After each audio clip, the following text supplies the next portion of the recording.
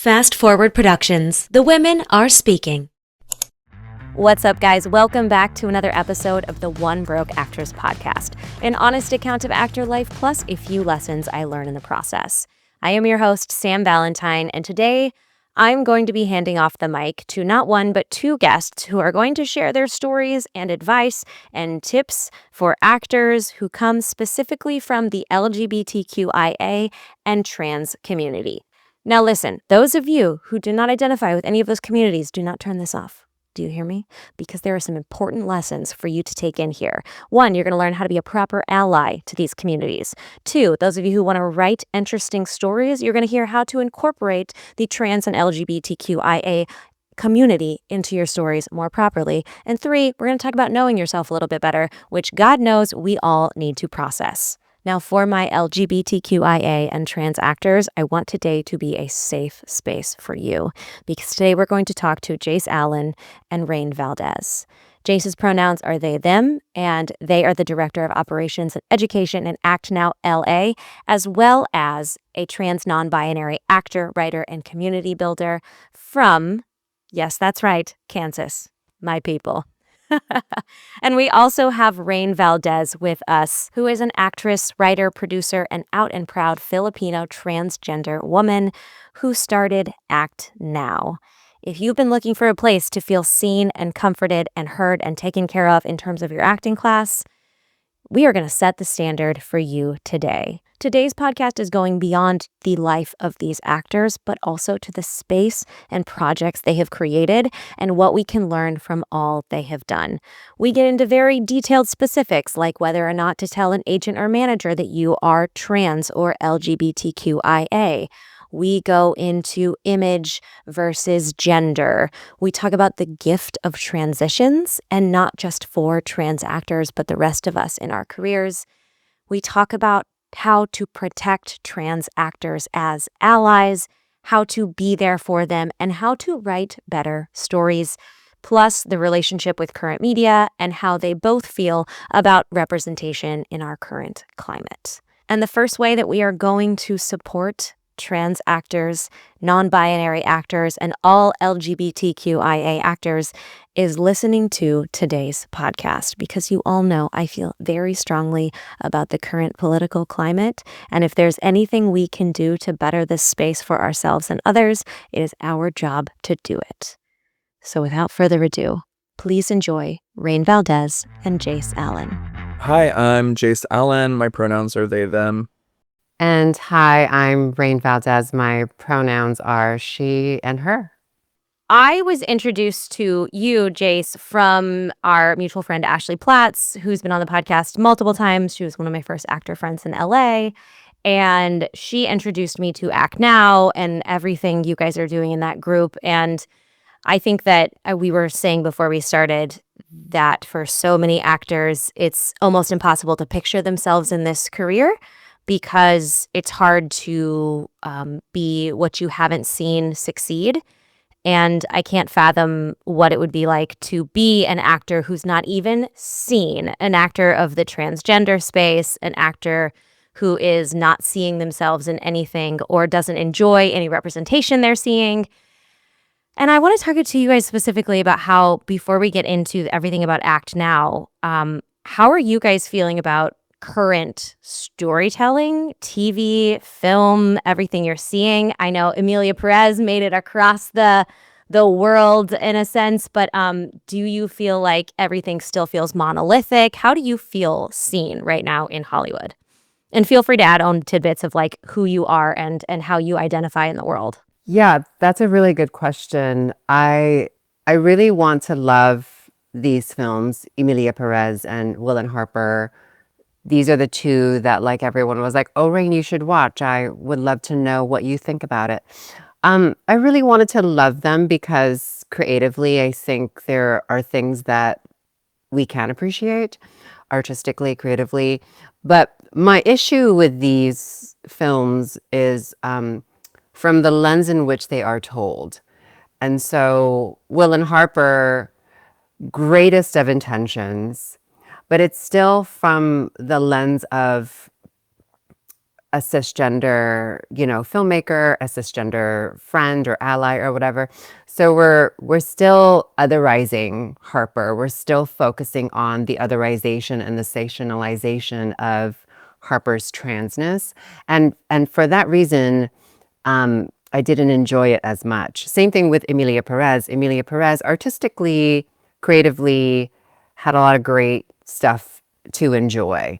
But I think when you're constantly focusing on the sensationalization of our bodies, our transition, the transformation, the surgeries, it just kind of takes the human aspect out of the character, and then it just turns trans people into caricatures, which is something that like we've been fighting against since the dawn of filmmaking. And again, that's particularly in part because the filmmaker was coming from a cis male privileged lens, and there wasn't really any point of view that felt like was authentically from the trans experience, from the trans lens.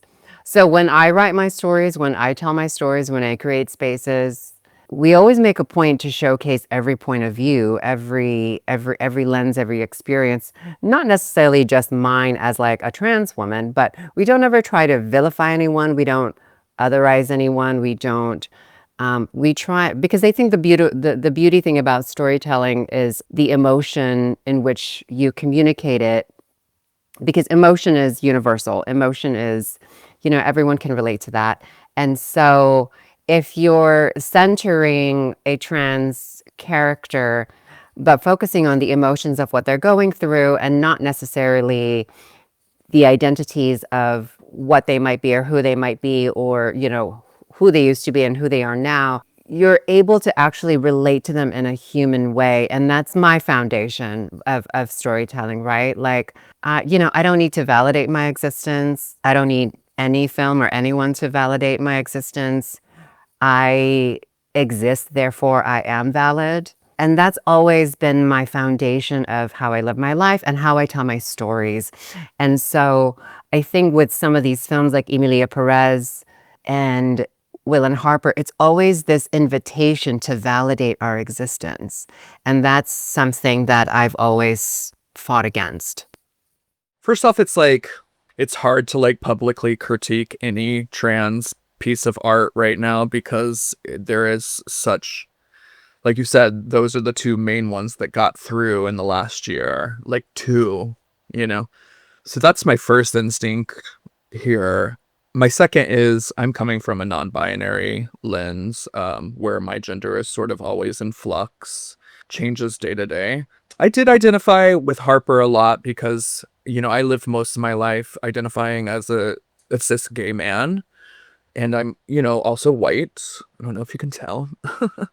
And I love to travel the country. I've been in so many places in the country, and I really identified with like the road trip aspect of it. It often puts us on a similar plane as humans, traveling through each other's lives in brief moments, and also being from a small town in southeast Kansas. I've always felt like my toe is in the small pond and in the big, the big city or whatever. Emilia Perez, similar to what Rain said, there were elements that were really great. It was really artistic, and there are things I really liked at it. But it made us a joke in a lot of ways too. I mean, that one song that we don't have to talk about comes to mind in particular, and I cackled. Yeah. I was like, "Oh, this is camp. This is funny." When I first saw it, and the more I think about it, like. And, then there's the whole controversy outside of the film with the lead actor, which is a whole different thing. Like, I often think about, like, how much we need to be available and how much we should be online and that sort of thing. And, in the today and age, I wish for the paths where we could have a little bit more anonymity in our artistic lives. And that's still sort of my goal, to, like, create that life for myself in a way. And I'm on a podcast. Yeah. Well, listen, I understand that, right? Because it feels like now you have to create your art and you have to share it while you're creating it, and share the process and share the. And I'm a fan of it, but there are also days where I'm like, I wish I could just do this quietly alone and show you when it's done. And I feel like there's pressure to not do that anymore. Yeah. And the other part, like, I was sort of away from acting for a long period of time. So, like, I have a lot of training that dates back till I was in high school, which is give or take 15, 20 years ago. But I took a lot of time off. So I still feel in many ways new to the industry. So I'm still sort of learning who I am. And, you know, I just came out as non-binary 5, 6 years ago, which still feels pretty new. I still feel very much like a baby in that respect. And when we come out, our coming out experiences, you know, take us back to adolescence. So the further we are from the actual chronological adolescence, the more challenging it is to, and there's sort of a rush as an older person who has come out to like get to that place of like full existence or whatever it is. So I sort of feel that pull too. I don't know if that makes sense, but I am fascinated by this story because, well, first of all, the only way I can relate to this is that in Hollywood, as we age, we hit new milestones and it feels like we have to reinvent ourselves and figure out what our new conformity is to get cast in projects. So I can't fathom what it's like to change a gender or to feel like you've truly found yourself and now you have to do it in front of other people and let agents know along the way. It just feels so minuscule in the process. So I would love to talk about that next, but before I drift too far from this idea, what would you like to see to all of our actors, writers, producers, people who are listening who have the ability to get stories told, to get scripts read? What would you like to see in terms of representation? I think for me, it's very simple.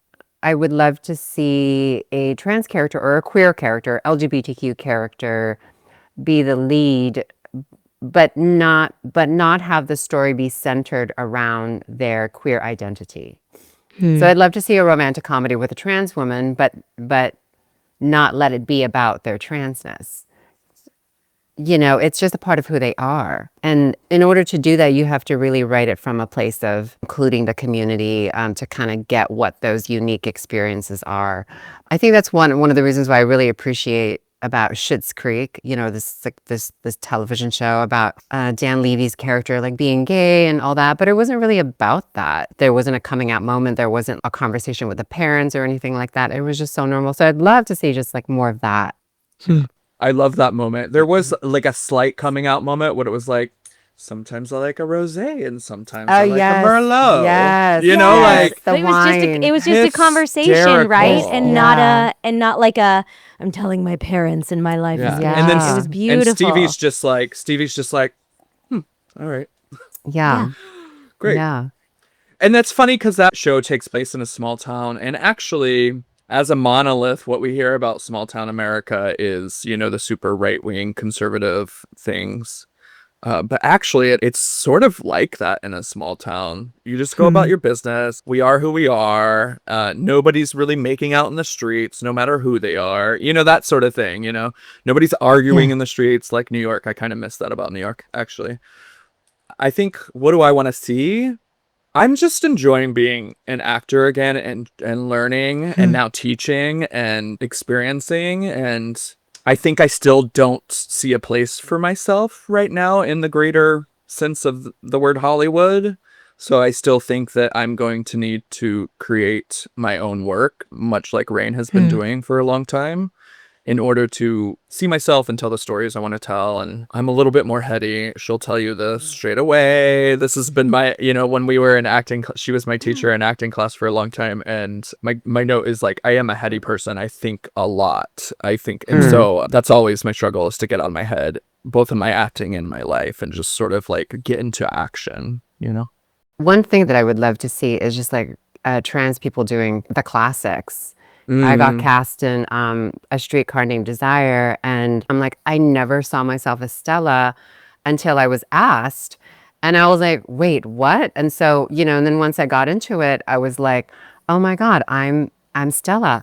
And we just got to act. We didn't have to talk about being trans. We didn't have to advocate for ourselves. We literally were just playing and having fun and just like enjoying and really discovering this Tennessee Williams classic.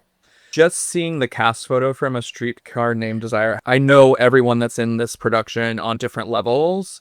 Something in me just relaxed and got chills when I saw the cast photo of Brian Michael Smith, Rain, and Jamie Clayton. Something in me relaxed, similar to, I still get emotional, how my body relaxed when I walked into Act Now for the first time.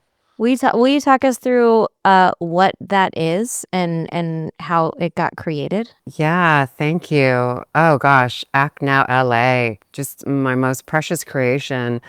It was maybe 8 years ago when Scarlett Johansson was cast in this film called Rub and Tug, and she got cast to play a trans man, and the community kind of went up in arms about it, but it was at a time in the industry where they were listening to us. So, I was interviewed and I was talking about it. And a lot of the stuff that I remember being asked was, well, how can a film like this get financed if there aren't any big name trans actors? And so, and I simply replied, there are big name trans actors within our own community. But see, the thing is you get to that point when opportunities are created. So if the opportunity is there, but it's not being given to us and it's given to someone else who's already established, that's where we have to really talk about casting in its most authentic form, right? So when that conversation happens, it was sort of like question of like, so where do we find more trans actors? And I didn't really have an answer. I remember just being like, where do we find ourselves? And I was like, well, we're here. We've been doing this for a really long time. We're starting to come out of our shell. So then I had this idea of creating a acting class that's LGBTQ trans centered, where we get to be the majority in the acting class. And what I loved about it is it kind of removes the initial shock of walking to an acting space and having to advocate for yourself as a trans person, and also kind of, in a way, sort of explain your existence.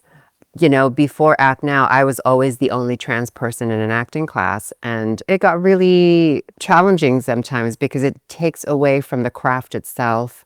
When that's the main focus of your craft, it's like, oh, so what can you play? Oh, we're going to cast you in this, and we're going to cast, oh, you can't play that because so-and-so is not going to want to make out with a trans woman, so there was all of these like things, nuance that you have to kind of navigate when you're in an acting class, because an acting class is a very intimate space. And so I wanted to create a space that can still harness the intimacy of an acting space, but allow for it to be majority of trans people. So that way the safe space in which you are invited to get uncomfortable is there. When I try to explain Act Now to folks, it's a safer place to get uncomfortable and really get to the root of ourselves as artists. We all know how challenging acting class is already, and I don't know how many of you have been through those classes where they break you down to build you up, but those in and of itself are relatively useless to me, because I think this podcast is called One Broke Actress because I think all of us are a little broke in some capacity. We don't need to be broken further. We got it. We need to be aided. No, I love that, because similar to Act Now, it's sort of like, it's a space where we can love ourselves through the brokenness. It's different from other acting classes because we acknowledge that we're all broken, and we just like nurture ourselves through it.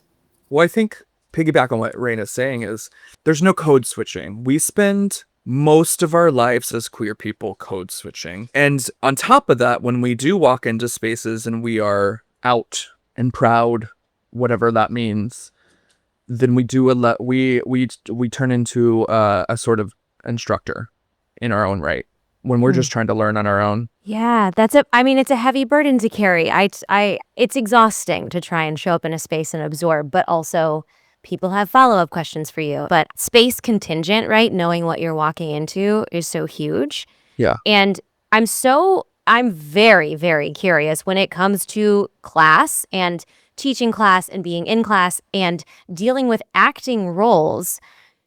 Oftentimes when we get breakdowns, the first thing you see is a gender. You get an age range, you get a gender.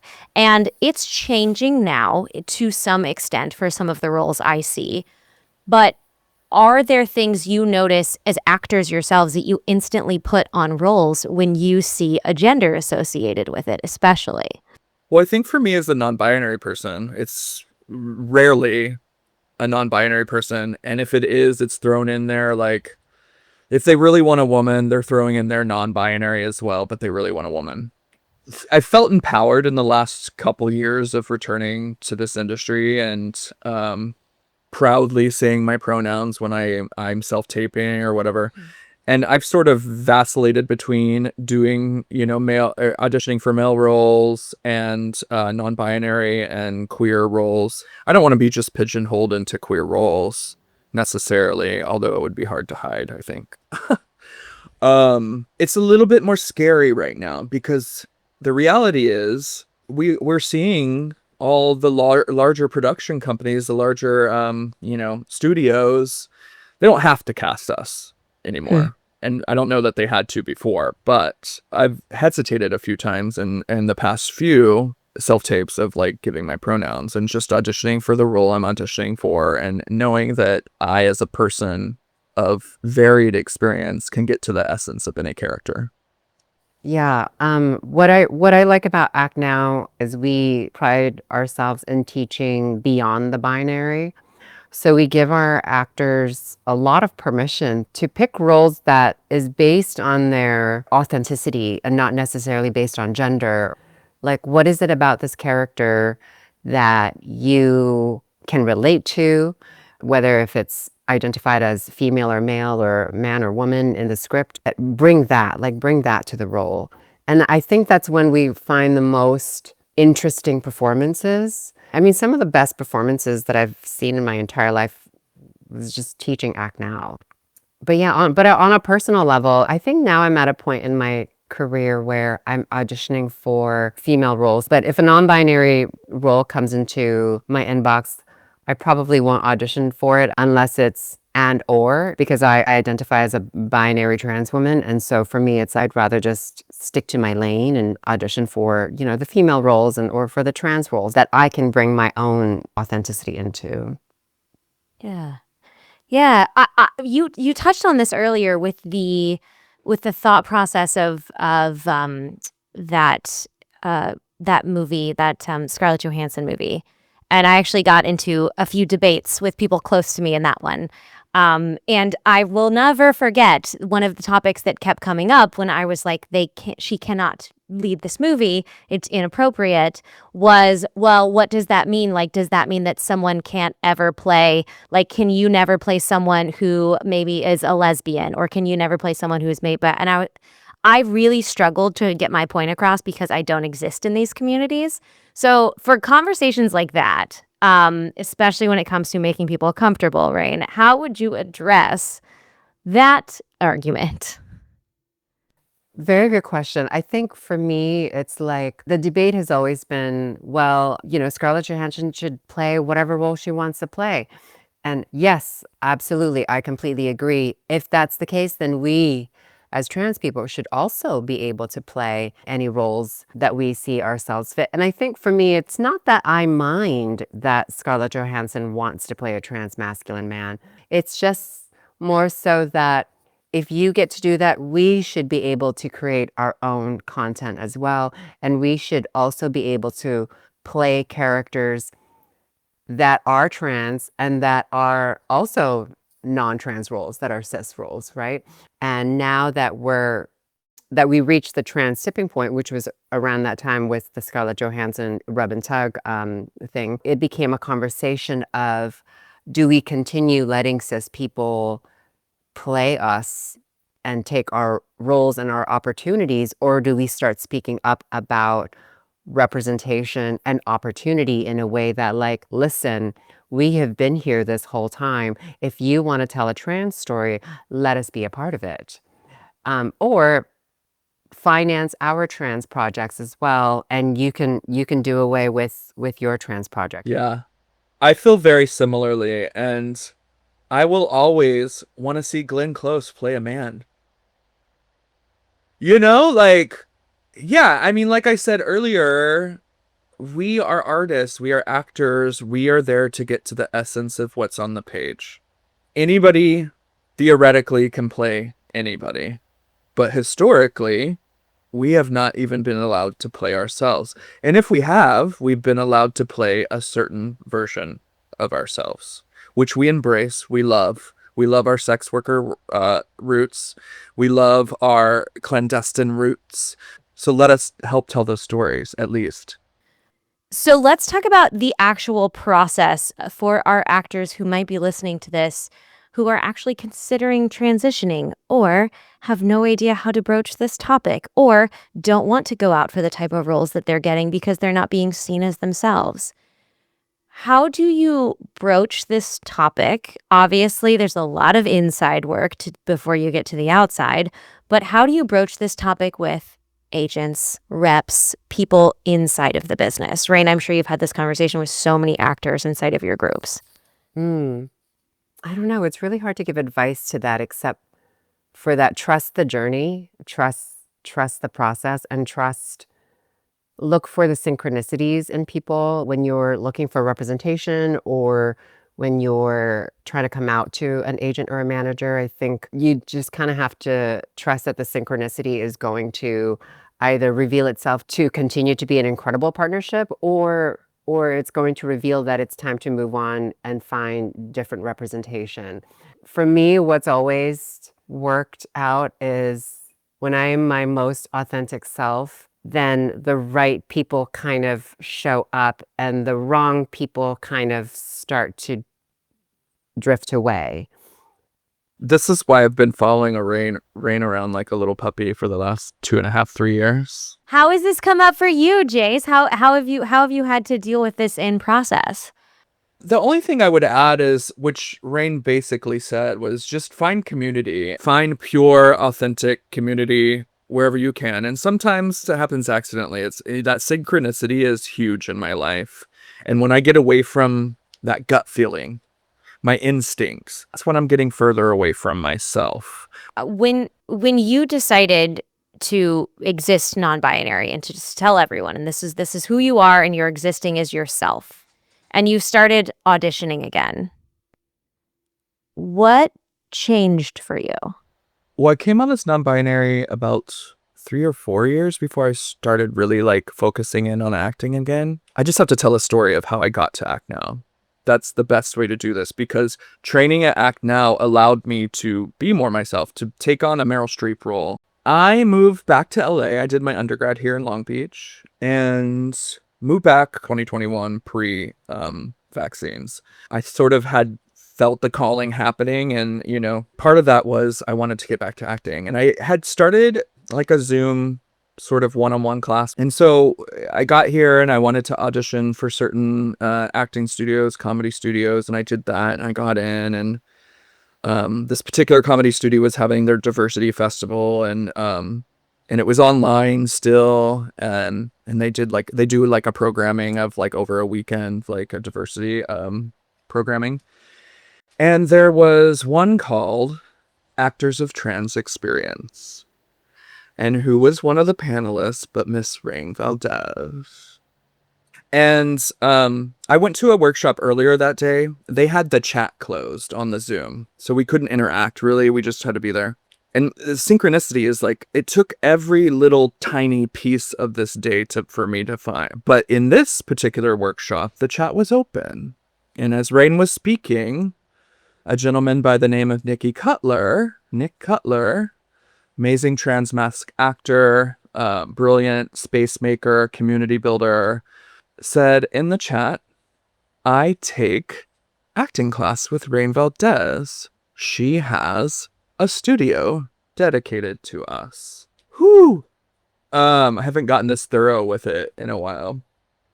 And so I found Nikki on Instagram and I DM'd him. I was literally that weekend or the previous week looking at other acting classes, but then I looked at back now and I was like, oh, this is ongoing. Oh, this is just for us. Oh, I have to do this, not that. I got the information from Mickey and I signed up. I found a monologue. We send out resources to our students to help them find. And this is sort of a controversial topic for our acting studio at Act Now, is that we let our students pick their own material because we want them to pick things that they're interested in or they have never been able to do before and blah, blah, blah. It tends to be a little bit more work than, an acting teacher handing you a script. But we don't want to put what we see necessarily on them. Anyway, so I'd picked out this monologue and it happened to be a non-binary character from this. There's a website for non-binary and trans monologues and scenes. I got there early and I sat in my car and I called my friend from college and I said, I don't know, man, I'm so scared. She talked me through it and I'd worn a little makeup that day. My hair was blonde and, I had just had a fresh cut and I walk in and Rain is facing the door and we just locked eyes and I was like, don't see me like that.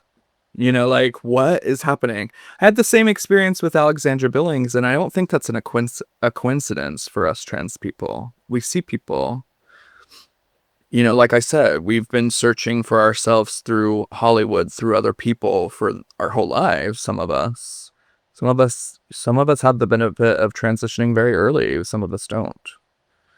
I came out in my 30s as non-binary. I came out as gay basically the 90s. So I had another coming out and I walked in, did the class. The students who are new to Act Now have to pick a monologue and do the monologue. And we go at the end of the class so we can kind of see how the instruction works with the scene work that's happening, which kind of rolls over. People that want to go multiple months will come back in multiple months and they'll just continue doing scene work. But if you're new to Act Now, you're going to bring in a monologue. We want to see what you are choosing for yourself, what you're coming in with, that sort of thing. And but she makes us go last. The monologue is. So we're sitting there the whole time, and this was a sold out class. Freaking out, waiting for her to be mean because that was what I was used to. And Rain's stern sometimes, and she sees us, but she's not mean, I wouldn't say. If you got to meet her and you just know. You got to book her and you'll just know. And I got up and I did my monologue. And Nikki was in class too, so I had already had that connection with him. And I had already connected with several people. Zach Binder, who is an amazing actor and puppeteer and comedian. And then I got up and did my monologue. I used Nikki because he's the one that I knew the most at that point. And I had to stop and start again, which, we often have to do. So literally my first time in front of an acting class in probably 10 years. I did the monologue. It was okay. I felt good about it. And I don't remember any of the feedback. Rain will kill me for this, but I haven't watched many of the videos of my scene work because it's still very hard for me to watch. I do feel the transition that's happened since I've stepped foot into class, but it's hard for me to still watch myself, which is something that I'm currently very much working on, the affirmation of who I am in this moment right now. So I did it, went well, class ended, and something lifted from me. Some sort of trauma from past acting classes. Something released and I was lighter. And I just kept coming back. I kept coming back. And then I was like, do you need help? Let me stage manage. And then I got to stage manage and, and now I'm instructing the scene study class. Wow, that's a beautiful story. I don't think I've ever heard it in its entirety like that. Thank you for sharing. Yeah. Thank you for being there. Okay, now I feel like an interloper in this beautiful moment. No, please. I'm just like...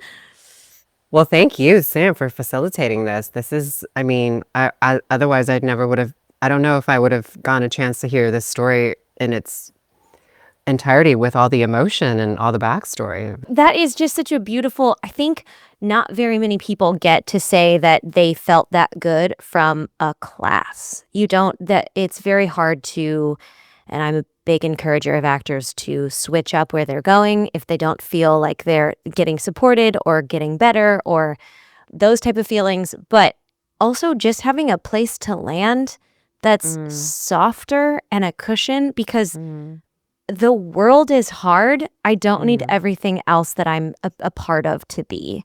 And to know that you felt that scene just walking in the door and being able to do a full monologue as yourself is not, it's not something you hear very often in a black box stage. Rain, what do you think it is that really makes this space different for especially our actors who are listening who might not be trans, but like LGBTQIA or in that space? What have you cultivated there that gives people that openness? Yeah, and to be clear, Act Now is a queer-centered, trans-led acting studio. So anybody of a queer identity or questioning queer identity, come into our space. Yeah, I think that's a great question, Sam, because I think for me, it always goes back to my intentions. When a new student comes into my space, I embody that intentionality of making sure that I am there to be in service of their discovery, their exploration, their navigating through who they are as an actor and as an artist, because I was given that opportunity when I was younger. And so for me, it's creating the intentionality, creating the space that when you come into my space, it's not about me. It's never really been about me or what comes out of my mouth or how I teach. It's always been about how can I help you? And sometimes they don't know that. And so I think that's what makes me a really good teacher, because you don't have to come to my class to know what your intentions are, but we can figure it out together. I can kind of guide you and kind of like sort of teach you, and I teach based on experience. I always teach based on storytelling. So I always relate to my students with my experiences in this industry, how I came to be, how I became a teacher, and how I create art for myself, and how I'm able to find purpose through community and through telling my stories. So yeah, for me, it's always just been this intention that if you're coming into my space, I'm immediately going to be on your side, and I'm immediately going to be rooting for you. And I don't think that every acting class is that way. Definitely not. Definitely not. You said something especially beautiful in there that I want all of the actors who are listening to this to hear, which is you felt very protected as a younger actor. And I help actors, a lot of people who are listening to this help actors in different ways. How can we help protect our trans and LGBTQIA actors for those of us who might not have had similar experiences? Speak up when we're not around. Even when we are around, speak up for us. And Yeah, I don't know much more to say than that. Just speak up when we're not around. Speak up when we're around. I think my answer would be make us feel like we belong there in any space, and do anything that you can think of that would make me feel like, oh, I'm welcomed and I belong there. And it doesn't take very much to do that. It's the simplest way for a trans person to feel welcomed, feel seen, feel heard, feel protected. Yeah. I think another thing that please. a result of what's happening with our acting studio is whether it's a new actor completely new to acting or an actor that's acted for years and this is their first all queer sort of acting theater film space, is we're also by proxy teaching people how to advocate for themselves. And I would just want to impress upon other trans, non-binary, gender expansive folks that might be listening is advocate for yourself. And if it's not met with open ears and open arms, it's not for you. Yeah. I want to know how you approach this, because actors have asked me this inside of my groups when they are reaching out to reps or introducing themselves to casting directors, for example. Do you put this in your emails? Do you state who you are, or do you let people find out who you are? Because Hollywood functions in trends a lot, just like every other business. and you know that it comes in waves, and you don't I don't think a person is a trend. But at the same time, I want every actor to capitalize on every possible help that they can get, because this business is complicated and hard. What would you say to that? Yeah, I think if you're going to be an actor, you kind of have to be comfortable with the idea that you'll have to be public in some way. But I think the beauty of that too is you get to decide how public or how open and revealing you want to be about any parts of you. And I think there's an opportunity to capitalize in how you identify, but at the same time too, it's if you're an actor and you just want to act and you just want it to be about that, then it's really just about showcasing the talent. It's really about showcasing the work. And I think for me, when I was looking for reps, I was being honest. I was telling people I had something to show for it, because I had been creating my own work and they were getting into film festivals. So I was getting all these accolades. So when I had a meeting with a manager or an agent, I had my talent sort of backing me up in a way that maybe some of the newer actors don't have yet, because they don't have that kind of material, which is why in Act Now, I always encourage our students to write, shoot, produce, direct, cast yourself in it, and then act your heart out. We encourage that because it's one of those things where, like, for me, I wasn't able to get the kind of opportunities that I knew I was capable of until I showed them that I could do it. And so once I started showing them the characters that, like, look, see, I did this because I know I could do it, then that's when the auditions got better. That's when they're like, oh my God, we know who she is. We know what Rain's about. We know her vibe. We need to bring her in for this role. We need to bring her in for that role. So it's like, that's when they start to get to know you, which is why I think with Act Now, we're always like encouraging our actors to bring in pieces, bring in monologues that they pick for themselves, because the better you know yourself, the better you're going to be able to communicate what that is, who that is, what that brand is, to agents, managers, and casting folks, right? And sometimes it takes a little bit of investigating in order to get to that point. It took me a while to figure out, oh, I'm the transgender Sandra Bullock. Like it took me like a while to get there. But then once I got there, it's like, oh my God, it's like, and then the auditions got better. And so it's like, but I discovered that through being in an acting class and through my writing and through, creating and producing. And then suddenly I had this brand that I could capitalize on, and it worked, and it's still working. But again, I chose to be that out. I didn't have to, and I didn't for a very long time. And so I think some of the trans actors that I really, really admire and that I really looked up to are the ones that are so just paving their own way. Like Patty Harrison doesn't talk she doesn't play trans, she doesn't talk about it, she doesn't, but that's her way of representation, and that's her way of advocating for our community.